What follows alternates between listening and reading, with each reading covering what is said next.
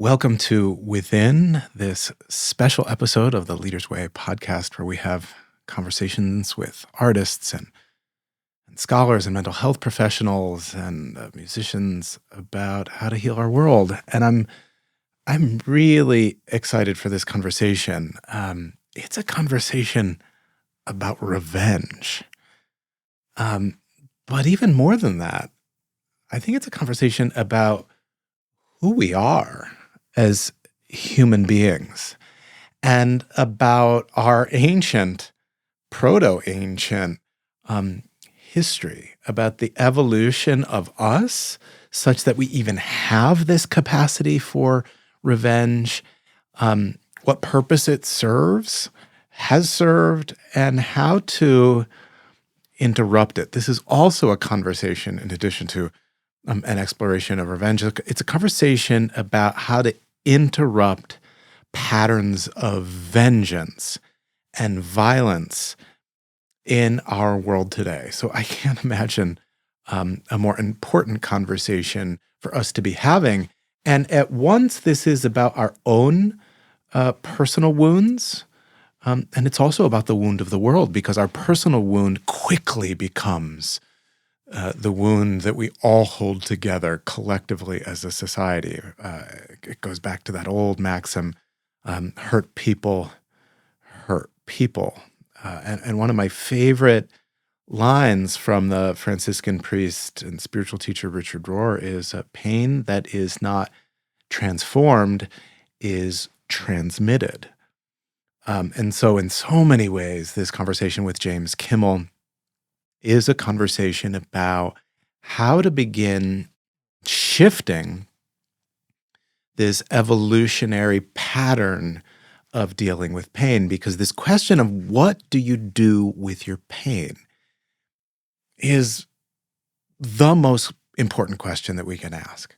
What do you do with your pain is the most important spiritual question that we can ask. If we want to understand the way the world works right now in terms of cycles of violence being repeated, we have to understand our evolutionary history. And if we want to change it, then we need to be willing to change, right? Because the world is changed by people who are willing to change themselves. So whether you know this experience of revenge in your own body, this intense feeling that can hijack your rational mind, or whether perhaps you are someone for whom revenge is being directed at, right? You're the object of someone else's revenge, and maybe you understand quite well why, or maybe you don't even know why someone feels vengeful toward you. This is a conversation for you, because it's a conversation about the deepest parts of our humanity, both acknowledging the pain we can experience, the vengefulness we can sometimes experience, but also the way to respond in a more compassionate,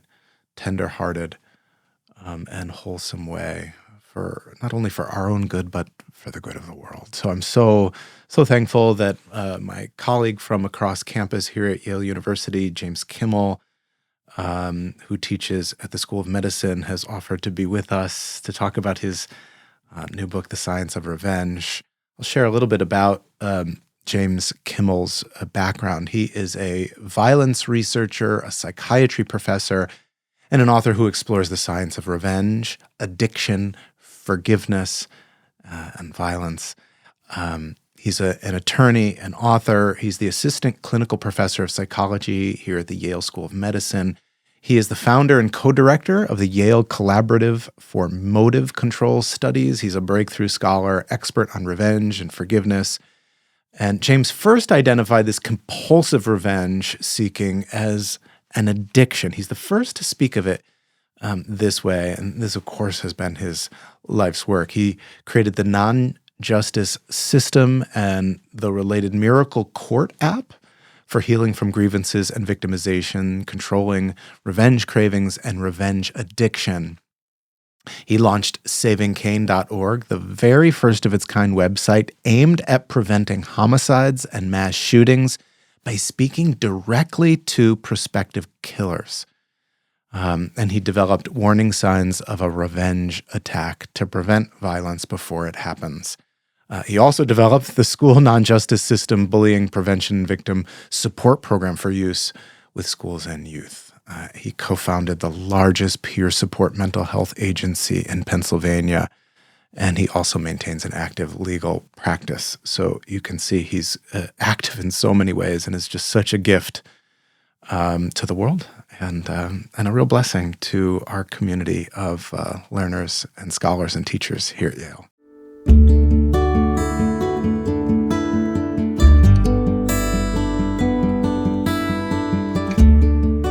Welcome to Within, a contemplative segment within the Leader's Way podcast that explores the convergence of mental health, art, and spirituality through authentic conversations across wisdom traditions about personal and collective transformation. We welcome artists, musicians, spiritual teachers, and healers to reflect on the sacred wisdom needed to heal the world's deepest wounds. Within examines the inner path to wholeness, not through quick fixes or spiritual bypassing, but through courageous engagement with life's profound challenges.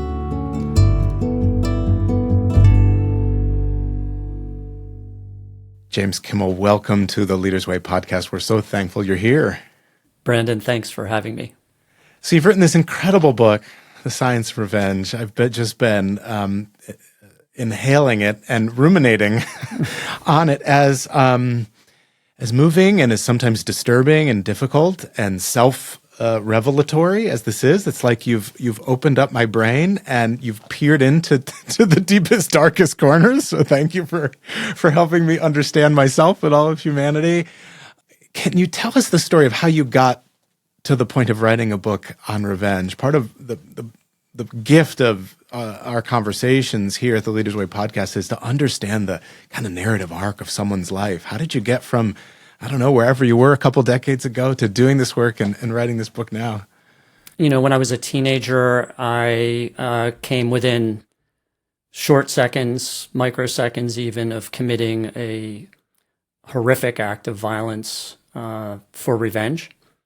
And I went from that point in my life into the professional revenge business, which is becoming a lawyer. And I spent 20 plus years as a litigator getting revenge on behalf of my clients for pay. And although often gratifying in the darker sense that gratification holds for us, it almost ruined my life. And at that point, I commenced at first a spiritual journey to understand or try to understand and learn what the world's great religions tell us about revenge and forgiveness and their teachings, and what wisdom they might have to share with us. And I found those answers to be, unfortunately, equivocal, that the world's religions, you can find scriptures and texts that will support anything you want to do. If you want to become a main avenger in this world, there are texts that support that. And if you want to become a person who forgives, there's support for that. And at that point, I really was desperate to understand why I had gone on this path and almost committed this act of violence and then become a lawyer. And I thought, I'm going to have to buckle down and turn to science as a potential answer, since I hadn't received one anywhere else. And I felt as though I had become, as it were, addicted to seeking revenge. And there's no help for that. No 12-step programs for revenge addicts out there, and no rehabs either. And through a series of, very unlikely events, I ended up here at the Yale School of Medicine, where I was able to research revenge and why we want it, why we want to hurt the people who hurt us so badly that we're willing to ruin our lives to get this feeling. At the end of that journey, I found from with the support and wisdom and genius of more than 60 neuroscientists around the world, that it turns out that your brain on revenge looks like your brain on drugs. The first, or among the first, as I understand it, to talk about revenge as an addiction. And as you lay this out in the book, this is a real light bulb. I mean, in reading how you lay this out, I thought, well, of course this is the case, right? And yet we've not thought about it this way. Can you walk us through the neuroscience and all the brain systems that are firing in that moment of revenge? And you experience this. I mean, we all experience this, but you experience this in a really intense way in your childhood. What was that like for you to see the science for what it is? So, you could just picture any incident in your own life. Maybe, you're driving to work and you're cut off in traffic by an inconsiderate driver, and you instantly feel this urge to retaliate. So what happens inside your brain in that moment, it turns out, is that the injustice and the inconsideration and the pain of being cut off, which is an experience of victimization, and those experiences that we have sometimes many times a day, every day of our lives, in some cases, it seems. Those pains of victimization, we call those grievances, a real or an imagined perception of having been mistreated, shamed, humiliated, betrayed, victimized, treated unjustly, mistreated, all of these things, these psychological hurts primarily. They register inside your brain and activate the brain's pain network, which is an area of the brain called the anterior insula. And when your brain experiences this pain, it doesn't like it. It wants the pain to stop. And to stop the pain, if we can't get it stopped, we want to at least cover it up with some pleasure. And that's really the default setting, it turns out, with grievances. And to get pleasure, our brain activates the pleasure and reward circuitry, it turns out, of addiction. So this is the area of the brain, the dopamine-rich circuitry. But this activates not to cause us to crave narcotics or alcohol or tobacco or gambling or any of these other behaviors or substances, but instead to begin to want to harm the person who wronged us or their proxy. And we do this because it turns out that we humans take enormous pleasure in hurting the people who wrong us or their proxies, as I said. Wow. We get I don't want to believe that this is true, pleasure. but this is the science, right? This is the science, and I think it's every honest human's experience. Right. I hate to say this, but it's true, and we need to acknowledge it, because we can't continue to blame everything on evil forces that are outside of ourselves and, a devil that's lurking behind the bushes. It turns out that we humans derive incredible pleasure from hurting or killing people who we think deserve it. And we become the judge of who deserves it and who does not. And this activates the pleasure and reward circuitry inside our brains. And we get this enormous pleasure, this dopamine rush, which then fades.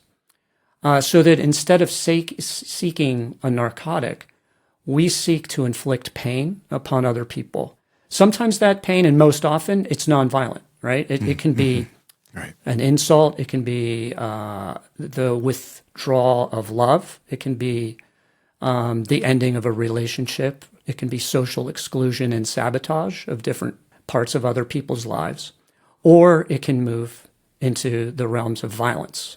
Small acts of violence that are not so destructive, all the way up through and including, it turns out, revenge is the primary motive for almost all forms of human violence. That's bullying and youth violence. Mm-hmm. That's intimate partner violence. That's street violence and gang violence. That is mass shootings, police brutality, violent extremism, terrorism, genocide, and war. All of these plagues upon humanity, it turns out, have at their root this grievance experience, real or imagined grievances, followed by this desire to hurt the people who wronged us or their proxies. And the last step in this process, because this is activating the addiction circuitry inside your head, that could stop you from seeking revenge, and instead of just leaving it inside your head as a fantasy, which revenge fantasy is super common, is your prefrontal cortex, your decision-making, self-control, executive function circuitry. And if that's been inhibited or hijacked in any way, then nothing's left to stop you from committing these various acts of revenge. Wow, I have so many questions I want to ask. I want to start with maybe in your spirit of sort of radical honesty and just naming this as so human and evolutionary. What's the evolutionary advantage? Protecting your loved ones, making sure there's food close by that no one else steals. What's the upside of this evolutionary development that is revenge? Well, it's theorized to be that there was an upside, and that this was, and in some small ways, is an adaptive strategy in some circumstances today. But the leading theory from evolutionary psychologists is that back in the Pleistocene epoch, maybe the Ice Age and earlier, as humans were coming out of their caves to live together in societies, we needed ways to cause those in our groups to cooperate and share a same set of social norms for that society. And we also needed ways to deter people from doing things to hurt others in the society, particularly things that would, interfere with either our ability to survive from day to day or procreate, right? So we want a way to stop people from stealing the food that we need for winter, and we want people to stop stealing our mates. And so it would make sense at that time as an adaptive strategy to punish people who do those things that are no longer considered acceptable, because there was a time when that was very acceptable. That was how, early humans survived, was, in the survival of the fittest mode. The only people who survive are those who can get the food and get the mate. So, fast forward from, the Ice Age to today, most of the grievances that we have that trigger our desires for revenge are not threats to our survival. Right. They are threats to our egos, to our, separated from the divine identities. And these individual identities are very fragile. And when they get hurt, it hurts bad. And we want to punish the people who have done that. And we will go all the way up through, including acts of violence, to do that. Yeah, thank you. Thank you for naming that. And what's striking here is that the threat doesn't even need to be real, just perceived, right? And the same neurocircuitry is being triggered. Do I understand that correctly? Yeah, and we can illustrate that in a lot of ways. If you think about some of the favorite movies that you have, if they're revenge plot movies, which many of them are, like things like The Lion King or The Avengers, which says it all in the title. What you're experiencing during those movies, like The Lion King, Simba, the protagonist, his father is killed by his uncle Scar at the beginning of the movie. And we, because humans are empathetic in the audience, we experience Simba's crushing pain and crushing loss. It is so painful inside our brains, and we are wounded deeply by that horrific death of Mufasa, the father. And then we, having been wounded sufficiently by the filmmakers take us on a journey that we hope will lead to the final outcome, which is that the villain in the movie, Scar, will finally be punished and crushed and destroyed. And they deliver that for us. So by the end of the movie, Scar is cast from a cliff by Simba. He lands in a pit filled with hyenas who tear him apart and flames that burn him alive. He's destroyed, literally destroyed. And our emotion at that moment is, yes. Oh, right. Yes. Thank you. And yes, and that needed to happen. And I love that happened.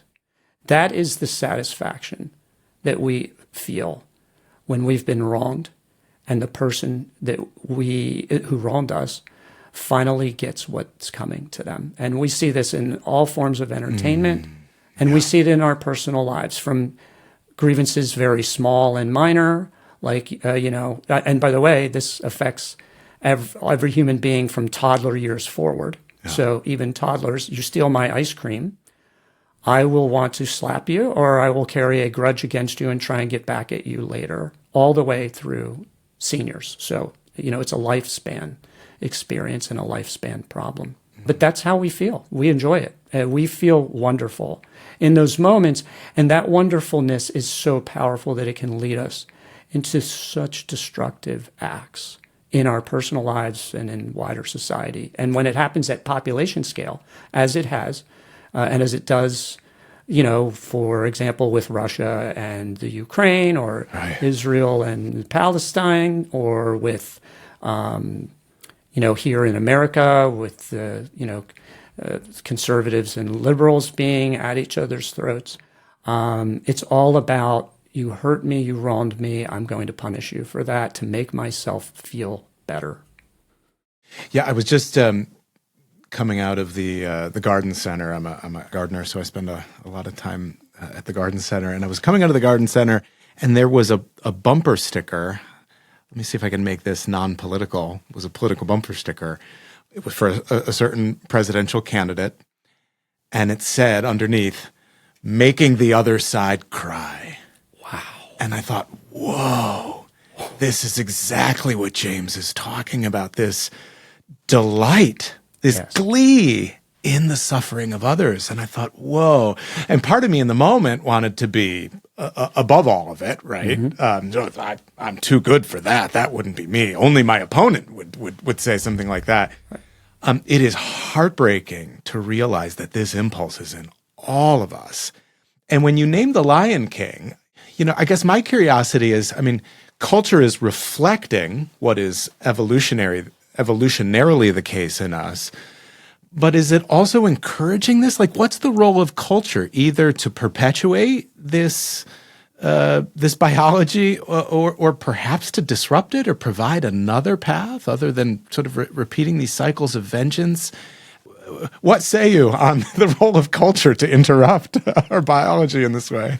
Well, it depends on the type of culture that you live in, right? So if you live in a culture as we do, right, in a free market economy, where you can make literally tens of billions and hundreds of billions of dollars by selling media or advertising on social networking platforms. If you can do that reliably and repetitively so, without the engine ever stopping and with the money endlessly flowing, because you've been able to hook people on revenge and continue to give them what they want. Yeah. Is that culture? Is that business? Is that a defect in culture? I won't judge that. I'll just say, though, that a strong part of, American culture is a revenge-seeking culture, and we're, good with it. We want it, and we'll even elect people to do it for us. And I'm glad that you pointed out that it's not a conservative or a liberal problem. It's not a political problem. It's a human problem, and it affects all sides of that. So liberals are revenge seekers. Conservatives are revenge seekers. It just depends at the particular moment who has the power to get the revenge and gratify their desires. And that, recently in America, that sort of flips back and forth every 4 or 8 years, right? So that's how it looks there. But, let's take it away from national scale to individual scale, and let's look inside our own homes and our own families, between parents and children, between spouses, between brother and sister. We're seeing the exact same behaviors. You hurt me, you insulted me, I'm going to insult and hurt you back. If you keep doing it, I'm going to do more of it. What the culture doesn't talk about is there an alternative? Why are you doing this? What can be done to stop it? What's hopeful to me about all this, Brandon, is that the same neuroscience techniques, brain scans, that have been able to reveal that this is what's happening inside our minds with revenge, they've also revealed that strategies like forgiveness actually have powerful neurobiological benefits, completely apart from spirituality. And these brain scans on forgiveness and other benefits from forgiveness, which are physiological, things like reducing blood pressure, depression, improving sleep, reducing cardiovascular disease, reducing depression. I mean, amazing physiological benefits, as well as the psychological. The neuroscience of forgiveness is truly, truly hopeful in a way that casting all of these bad behaviors as evil is not. Because if we really insist on believing that only monsters commit shootings and drive cars through crowds and commit murder suicides of their families, or do things like, betray each other in their romantic relationships and taunt and tease each other on playgrounds. If we think it's only the other person, we're powerless. If we think it's only a unique type of other person, I should say, an evil one, even though you can't identify what that means, but it's secure to say that, but it is completely self-defeating in the ability to ever do anything to stop it, other than threaten of punishment back and endless revenge cycles.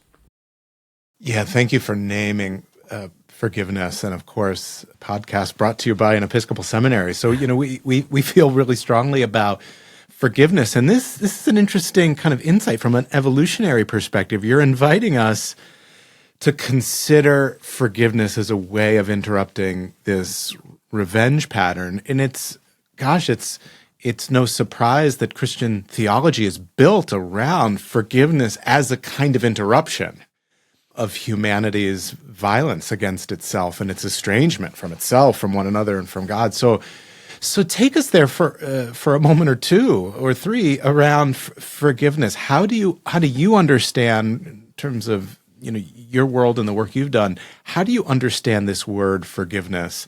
In my 20 years of work with people, leading retreats, teaching meditation, this is a real stumbling block for folks. It's one of the hardest pieces of Jesus' teaching. It often takes a lifetime to practice.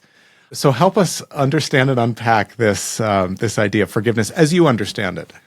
Yeah, I'm happy to. So I have a spiritual understanding that's similar to what you're sharing, but I also have a very new and very important neurobiological understanding of what forgiveness is. And I'm so excited to share this information everywhere I can, because it turns out that forgiveness acts inside your brain like a wonder drug or a superpower.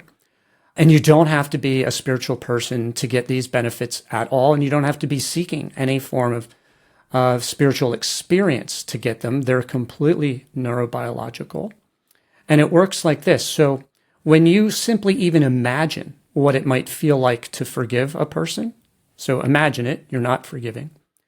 And even without ever expressing that you're forgiving the person who wronged you, without communicating any type of act of pardon or reconciliation whatsoever, this is entirely internal to you. So you just make a decision to imagine what it feels like to forgive, and you can, experience it by closing your eyes right now and thinking about a grievance you might have and imagining what it would feel like to just forgive it and let it go.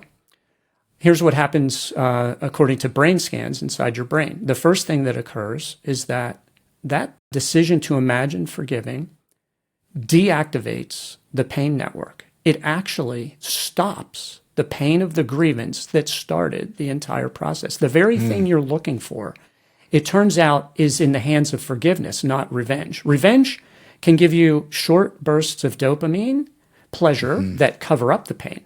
Forgiveness, on the other hand, deactivates the pain, number one. Number two, it shuts down the pleasure and reward circuitry of addiction and that desire for revenge, which is a nagging. You used the word rumination at the beginning of this podcast, and I was like, yes, that's right. Because that's what we do with revenge. We're ruminating about it. We're thinking about it. We're obsessing about it. We're fantasizing about how we can get back at the person who wronged us. Sometimes this can preoccupy almost all of our mental energy, and we're no longer nearly close to the present moment or the future. And much of our present and future are ransacked by it. So forgiveness, though, deactivates that circuitry. So suddenly the cravings for revenge are gone. So the pain is gone suddenly. The craving for revenge is gone suddenly. And third, it activates or reactivates your prefrontal cortex, that self-control and decision-making executive function circuitry, so you can make good cost-benefit decisions and evaluate whether any form of retaliation is in your own best interest. And almost invariably, there are very rare instances when it is in your best interest, your own best interest, objectively, to seek revenge and go and commit acts of retaliation. They almost always make things worse. Inside of your brain, outside in the dynamic that you're experiencing, they're almost never worth it. So forgiveness gives you these three big neurobiological bangs for the buck of true self-healing. And that's what it turns out. The neuroscience shows us that forgiveness is the way of healing yourself from the wrongs of the past, which is a huge benefit. And you don't need a prescription. It's available for free. You don't have to go to a pharmacy. There aren't any bad side effects. I mean, it's just this amazing thing that much of at least our society and Western cultures pretty much everywhere have overlooked for now many, many centuries because we haven't understood the benefits, and it's been relegated, and I say relegated not in a pejorative way, but it's been moved into the realm of spirituality and religion only. And so people for whom they're disinterested in that for whatever their reasons go, oh, well, I'm not interested in forgiveness. I'm not trying to get to heaven here. I don't even know that there is a heaven. So, why should I bother? That's not what forgiveness is about. And all of this leads to this conclusion, which is forgiveness is for you as the victim. It's not a gift to the person who perpetrated the wrong. And that's another myth that we often have about forgiveness is, oh, we're giving the person who just slapped me in the face a gift. No, you're not giving them a gift. You're giving yourself a gift first. If you want to give them a gift and announce that you've forgiven them and you want to try and repair the relationship, that's wonderful and can lead to even greater experiences of ecstasy and joy and better connection with human beings. But even if you can't get there, you can at least heal yourself internally. Mm-hmm. It reminds me of that old adage, maybe it was Anne Lamott, though I'm not sure that she's the originator. What not forgiving is like taking rat poison and expecting the rat to die, right? Yeah. So now we have the neuroscience to suggest this. Right? It actually is. That's right. It's sort of like rat poison. Yeah. Right now I am rewatching The Sopranos, the old HBO series, and I'm a third generation Italian American, so my father, even as a kid, thought it was important to sit down and watch The Godfather and all these mob movies, and inevitably, whether you're watching The Godfather or The Sopranos, they have their own way of telling this story because they consistently will feed into their revenge biology, and they're always taking revenge, and they're getting unhappier, and and their work gets more complicated, and of course, in The Sopranos, Tony's got to go to therapy every week to process his life, which is unraveling and getting darker and heavier, and he's more and more unhappy the more revenge he takes, right? So, in some strange way, there are cultural examples of film trying to show us of our own self-destruction. I have this question, I don't know if it's an internal struggle that's being raised by your work, and that is the relationship between revenge and justice. And many of us want to be a part of creating justice in the world. We want to resist systems of injustice. And yet, as you said before, I'm conscious that a lot of folks who are committing themselves to noble causes, they're seeing real suffering in the world, they're seeing the way systemic injustice is causing real pain. And I wonder how much of this is indignation, how much of this is a revenge impulse, and what is the difference between revenge and justice? These seem very close categories. Oh yes, they're all too close. So let me start one step back from revenge and justice, and let's talk about the distinction between justice, and self-defense. Because that's sort of usually the first hang-up. Well, if I don't seek revenge, I am essentially condoning what another person has done, and I am setting myself up to be victimized potentially over and over and over again. So let's talk about that for a second. So inside your brain, the way self-defense works is it's controlled by a different set of circuitry, primarily the amygdala. And that's where you get this instantaneous, instinctive, when you are faced with an imminent threat, let's say of serious bodily harm or death. You have essentially three choices, fight, flight, or freeze. Okay, and these are your three general choices. That's in response to a present / imminent future threat of harm. Revenge seeking is always rearward looking. It has nothing to do with the present and the future. It wants to punish people for things that have already happened and have already moved out of the present moment and into the past so that they're no longer in the real world at all. These are only things that are inside of the memories, perhaps, of a small group of people.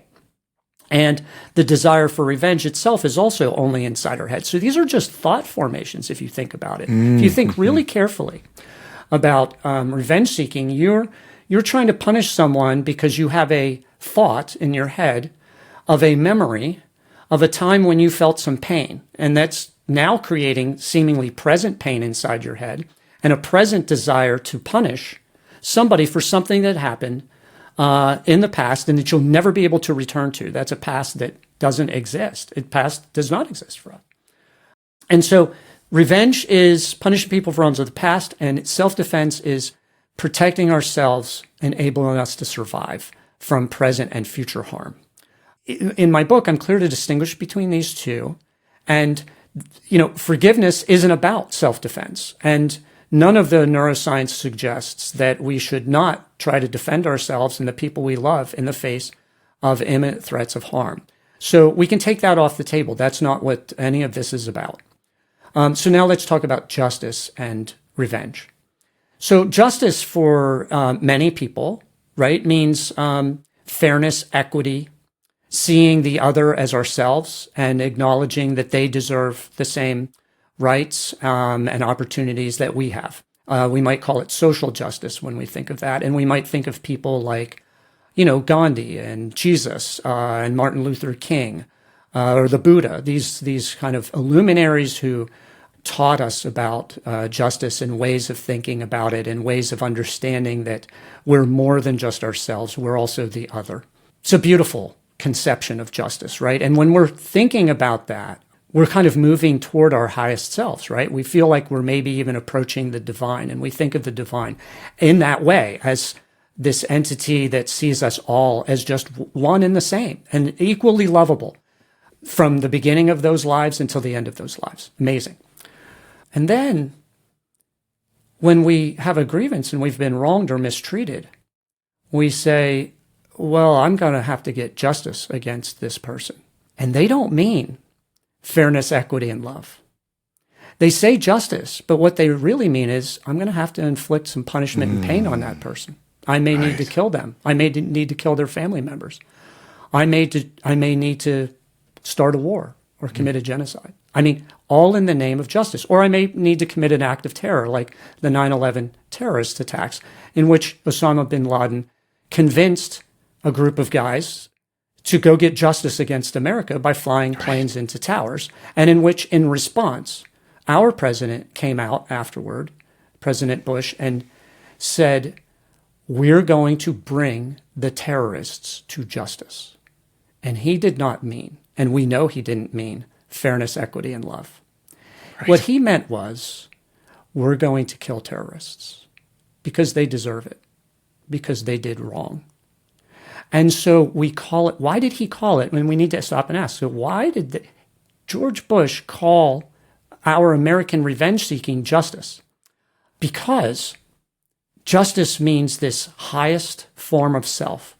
And if you can call your lowest form of self, which is a revenger, an avenger, the highest form of self, you can justify and give sanction to, sanctify and bless your most base instincts and desires and activities. And so it's not a problem of the linguistics, because it's a problem of people using this same word to mean two opposite things, to land at two different conclusions and two different points in their lives. One blesses, sanctions, and excuses revenge seeking and violence, torture, and suffering.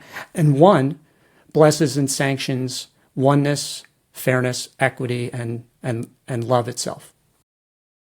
Wow. Thank you for naming that. I mean, it's a lot to digest, and yet what you're offering is a glimpse in how to heal our world, both at the macro level, but also in the micro level. So, I mean, how would you recommend folks who are intrigued by your book and your teaching to begin to integrate this in the small scale? Because I presume that we need to start small. We need to start in our personal lives before we can affect global peace, which we all want to do. What would your invitations be? Can you give us some tips and practices to make change in our daily lives? Yeah, there's a lot of hopeful information here for sure. So one is, let me sort of stay on the science and public health side for a moment. If you begin to see the reality of revenge seeking, or I would say grievance activated revenge desires in your own personal life as a kind of an addictive process, and there's just abundant examples of seeing that. The new Netflix dark comedy Beef articulates this revenge addiction experience so well in people's individual lives. Yeah. And, James, when you say addiction, can you define that word for us? Because I think for some of our listeners, I mean, I think we all have a kind of common sense understanding what addiction is, but I think we might be locating that outside of ourselves, right? Yeah. Certainly, I don't have this addiction. Right. So can you define the term for us? And it's true, not all of us have an addictive experience with addiction. So studies show that almost 100% of people in almost all cultures around the world experience revenge desires. And that's why it's believed to be an evolutionarily derived and adaptive strategy. When you're wronged, you have a desire to punish the person who wronged you in some way, shape, or form. So that's nearly 100% of people. However, when that same group of people are asked, and have you acted on those desires, that number shifts down closer to 20%.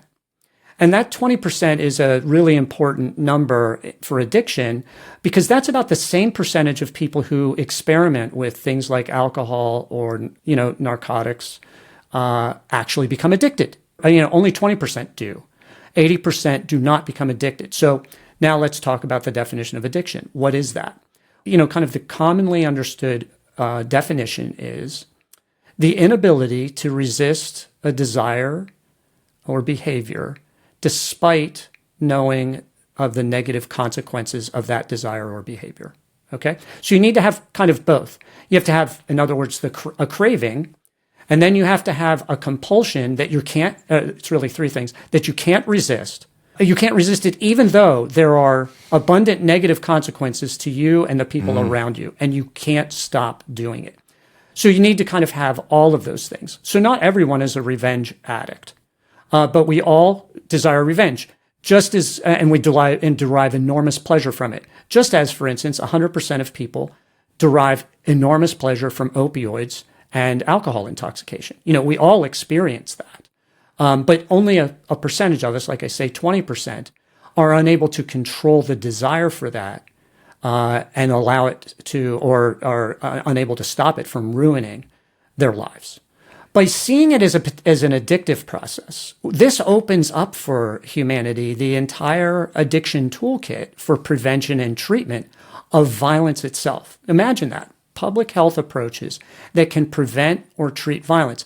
You can get there by first understanding that it's an addictive process and that we have many, many ways of helping people who have other addictions, and lots of those should and do work for revenge addiction. So we want to start with prevention, right? And If it were possible for me to wave the wand, I would have every school health class for kids include not only drug, alcohol, and sex education, but grievance and revenge education. So, because that is this driving craving that's as powerful as all the others, but can lead to even greater harm than the others. Because revenge addicts are unlike drug addicts. Drug addicts inject narcotics inside their own arms.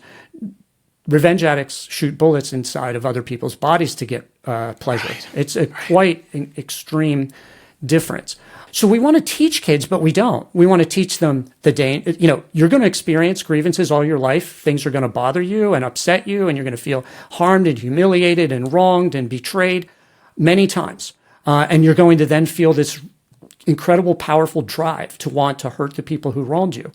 And here are some ways to manage that. And we can help begin to teach that first by educating children and adults that that's what happens, instead of continually drilling into their heads that there's this evil force out there that we have no power over and we just have to be victimized by it.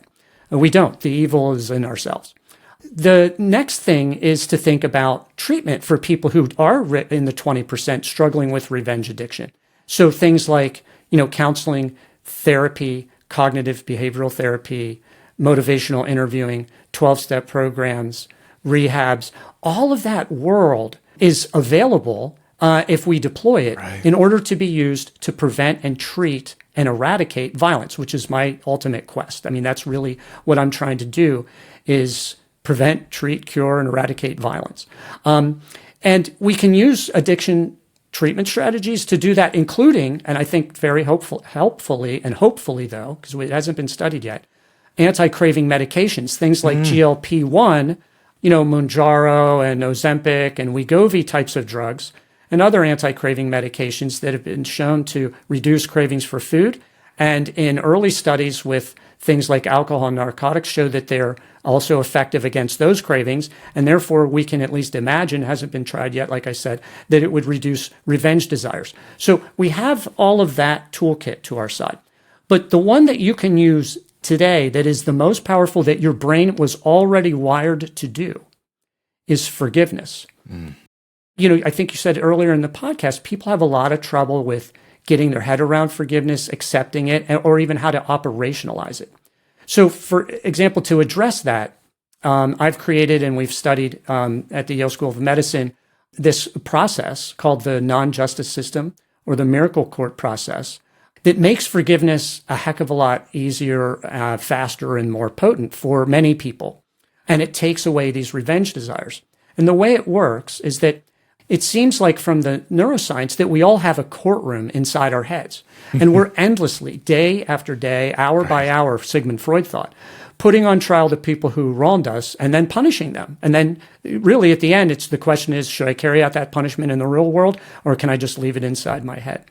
So, I've sort of retooled and using, because I'm a lawyer, as I said, I've used my experience there to create a trial in which you can put anyone who wronged you on trial inside your head at any time for free.